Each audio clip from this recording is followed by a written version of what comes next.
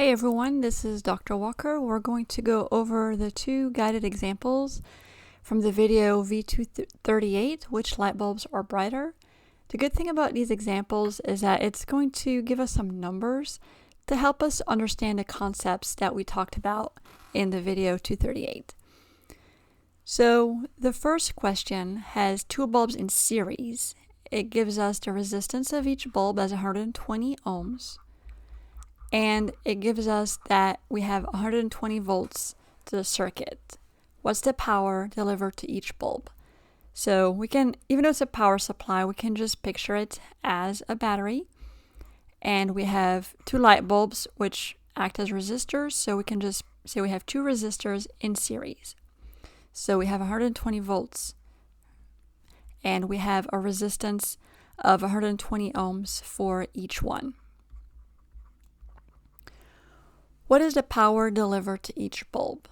So we have different expressions for power. We have power equals IV, we have power equals delta V squared over R, and we have power equals I squared times R.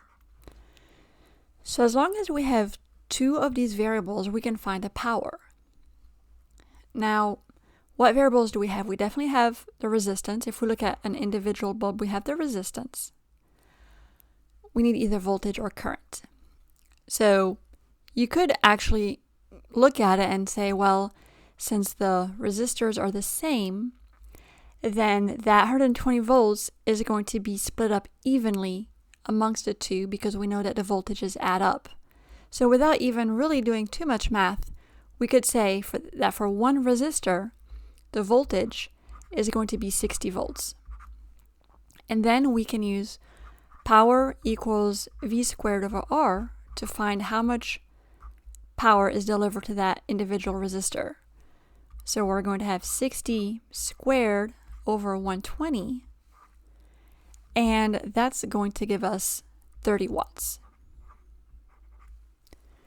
Now, if you didn't see it that way, you could always simplify the circuit.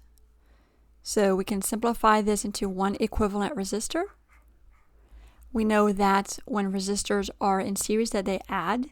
So this resistor equivalent is going to be 120 plus 120, which is 240. That's the equivalent resistance.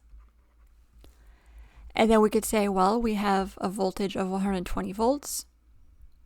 Let's find a current in this equivalent circuit here. The current is going to be delta V over R. So it's going to be 120 over 240, 120 volts over 240 ohms. The current is going to be 0.5 amps. And then we could essentially work backwards and say, well, these two resistors were in series. When we simplified to get the equivalent one, they were in series. We know that when they're in series, we know that the current in the equivalent is the same as the current in the individual resistances. So we bring back the current. So we could say, okay, for an individual resistor, we know that the current is 0.5 amps. And then we could use, for example, power equals I squared R to get the power. We'd get 0.5 squared times 120. And as you can expect, we're going to get the same answer of 30 watts. So just showing you a couple different ways to get the power. Now for these bulbs, we're just going to pretend or assume that they're incandescent bulbs.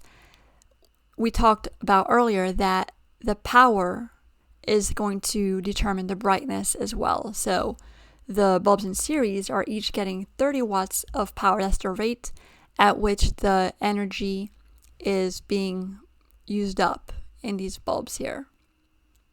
Let's do the same process for two bulbs in parallel.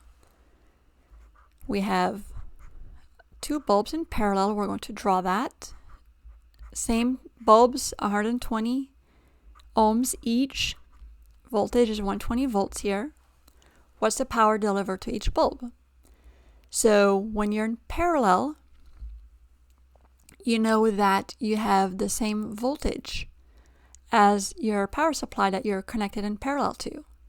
So for one of these resistors, we can say that the voltage across any one of them is 120 volts, and we know the resistance.